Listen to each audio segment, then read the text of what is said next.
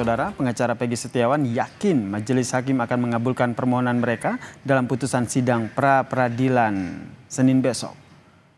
Nasib Peggy Setiawan, saudara, tersangka kasus pembunuhan Vina dan juga Eki segera terjawab di sidang putusan pra-peradilan Senin besok. Apakah status tersangkanya ini akan dibatalkan atau sebaliknya? Nah, kuasa hukum Peggy Setiawan, Sugianti Iriani, menyatakan sejumlah kejanggalan dalam penetapan kliennya sebagai tersangka sudah dipaparkan di muka persidangan. Tim hukum Peggy pun yakin sejumlah keterangan saksi dan juga bukti yang dihadirkan di depan majelis hakim akan mengabulkan gugatan pemohon.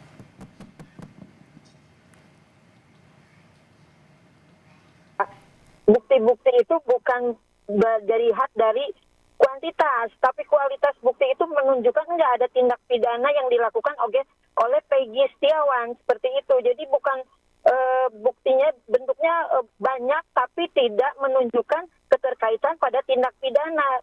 Kita kan sudah tahu dari kejaksaan pun itu berkas dikembalikan dengan P18 dan kemarin itu di tanggal 2 Juli masih P19, artinya secara material formil itu bukti tidak terpenuhi seperti itu. Makanya kita yakin bahwa Peggy Setiawan bukanlah pelakunya dan Peggy Setiawan bukanlah Peggy alias Peron yang tertera di dalam DPO tahun 2016.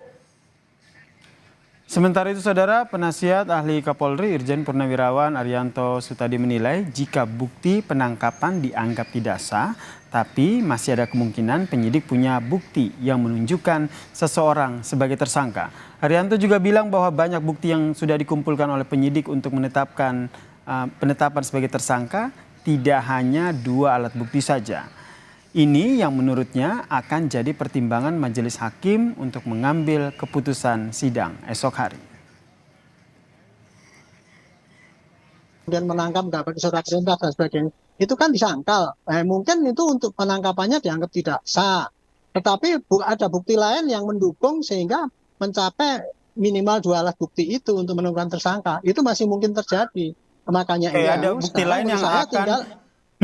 Iya kan, bukti yang dikumpulkan oleh penyidik kan banyak banget itu Pak, bukan hanya 2. Jadi ketentuan daripada itu minimal 2 gitu kan. Itu jadi tergantung dari hakim aja nanti apakah itu cukup apa tidak dengan dianulirnya banyak alat bukti yang kemudian tidak formil cara mendapatkannya itu. Dan nasib Peggy Setiawan, tersangka kasus pembunuhan Vina dan juga Eki, akan segera terjawab, saudara, pada sidang putusan pra-peradilan esok hari. Lantas, apakah hakim bakal mengabulkan gugatan Peggy atau sebaliknya? Kita ulas bersama dengan pengamat hukum dari Universitas Jenderal Sudirman, Profesor Hipnu Nugroho, yang telah bergabung bersama kami di Kompas Malam. Salam sehat, Prof. Assalamualaikum Mas Yasir. Ya. Waalaikumsalam. Prof, ini yang kita nanti nih esok hari nih. Menurut Prof sendiri nanti konstruksi hukum ataupun hal-hal yang dipertimbangkan oleh majelis hakim dalam memutus perkara esok hari ini apa saja? Ya, kalau kita melihat perkara ini adalah bukan perkara biasa, tapi perkara berbasis pada 8 tahun yang lalu. Ketika berbasis pada 8 tahun yang lalu, Peggy ini adalah sebagai DPO. Sudah dikatakan DPO. DPO sebelumnya dikatakan fiktif. Nah, konsep DPO, kalau kita lihat dengan segala permasalahan sekarang ini, DPO itu biasanya orang punya kemampuan, punya ekonomi. Pertanyaannya, Peggy ini adalah sebagai tukang. Apakah sesulit itu ketika itu menentukan sebagai DPO Peggy? Ini saya kira sebagai problem pertama subjek hukum. Sekarang pertanyaan yang kedua terkait tadi perdebatannya penangkapan dan tidak penangkapan. Kalau DPO kemarin dikatakan fiktif, ya berarti harus dilakukan dengan penangkapan, surat penangkapan, kan gitu loh. Tapi kalau DPO mengenai sesuai dengan peraturan Kapolri kan identitasnya jelas. Pertanyaannya yang kemarin itu nggak jelas, kan itulah. Oleh karena itu konsep penangkapan itu harus dilakukan seperti KUHP, gitu Mas. Oke, berarti ini secara tidak langsung Prof Hipnu ingin bilang bahwa besok itu hakim kemungkinan, ini masih kemungkinan ya, akan mengabulkan. Ya, ada 2 dimensi memang. Kalau kita lihat pembuktiannya teman-teman Polda itu berbasis pada direct evidence. Direct evidence itu pembuktian yang tidak langsung. Pembuktian tidak langsung itu apa Mas? Kaitannya kemarin digital forensik, psikologi forensik. Dan itu ilmu-ilmu forensik itu harus selaras dengan yang sekarang. Kan ilmu direk itu harus dilangsungkan. Ini yang menarik teman-teman Polda bagus dengan saintifik. Tapi saintifik itu tidak bisa berlaku kalau tidak didukung dengan bukti real. Nah, itu yang pertama. Kan gantung, kan namanya ilmu bantu. Kemudian teman-teman penasihat hukum berdasarkan pada testimoni evidence, bukti langsung, saksi-saksi yang ditemukan, keterangan yang ditemukan. Nah, disinilah nanti hakim dituntut kejelian. Mana yang lebih kuat dari kesaksiannya ataupun bukti yang dihadirkan, Prof? Kepekaan ya, kalau kita melihat bukti ya testimoni evidence, selama testimoni evidence itu tidak dipengaruhi dengan keadaan-keadaan yang luar biasa. Tidak ada suatu pembantahan, tidak ada suatu hubungan. Testimoni evidence. Karena kesaksian ini kesaksian langsung. Tapi kalau direct evidence tadi, itu harus dibantu dengan keterangan-keterangan yang mendukung dari alat bantu tersebut. Ini yang dilakukan pertama masalah bukti. Kemudian cara.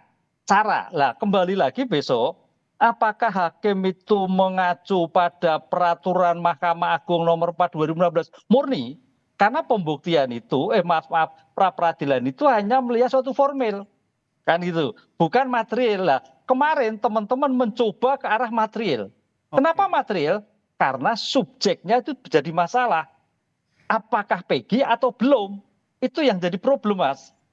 Itu. Oleh karena itu dalam hal ini saya kira nanti pertanyaannya yang kedua, betul 2 alat bukti, betul 2 saksi, betul jumlahnya sama, tapi apakah bukti sebagai sprindik pembunuhan, bukti arah pembunuhnya ada? Ini yang jadi problem. Karena bukti itu, alat itu harus relevan. Nggak bisa hanya jumlahnya toh. Makanya kemarin kalau kita tunggu sebetulnya bukti-bukti dokumen evidence yang dilakukan Polda itu apa saja. Oh ini ada bukti parangnya. Oh ini ada bukti guntingnya. Oh ini ada bukti visum yang mengarah padanya suatu perkosaan. Nah itu kalau itu disampaikan, wah itu menarik sekali. Artinya dan ternyata kemarin itu, tidak disampaikan begitu ya? Nah itu yang kita agak problemnya di situ. Kalau saya lihat ini ternyata baik kuasa hukum maupun kuasa hukum Peggy maupun tim hukum Polda Jawa Barat ini melihat dari 2 sudut pandang yang berbeda ya, sehingga tidak ketemu begitu ya. Nah nanti pertimbangan yang akan dilakukan oleh majelis hakim ini seperti apa jika memiliki 2 hal yang berbeda ini? Ya, hakim kan melihat dari segi objektif hukumnya, objektif perkaranya. 1. Kedua, hakim juga melihat dari segi kepekaan hati nuraninya. Kepekaan ini penting karena hakim itu bukan hanya mulut undang-undang loh, Mas. Hakim itu kepekaan, diuji kepekaan, uji institusinya. Bagaimana melihat perkara ini? Apakah ini Peggy benar atau tidak? Bagaimana caranya? Karena apa? Perkara ini yang akan menjadikan berjalan baiknya ke depannya. Jadi tidak hanya di sini, tidak hanya para peradilan. Kalau itu sampai nanti keliru memutuskan, permasalahan di kejaksaan, permasalahan di kepolisian, di pengadilan akan lebih rumit kembali. Oke, ini jadi kita nantikan bersama ya, Prof. Ini seperti apa keputusan yang akan diambil oleh majelis hakim terkait dengan pra peradilan Peggy Setiawan esok hari begitu. Terima kasih, Prof. Hipnu Nugroho, pengamat hukum dari Universitas Jenderal Sudirman telah berbagi perspektifnya terkait dengan kasus ini. Terima kasih, Mas. Matur nuwun.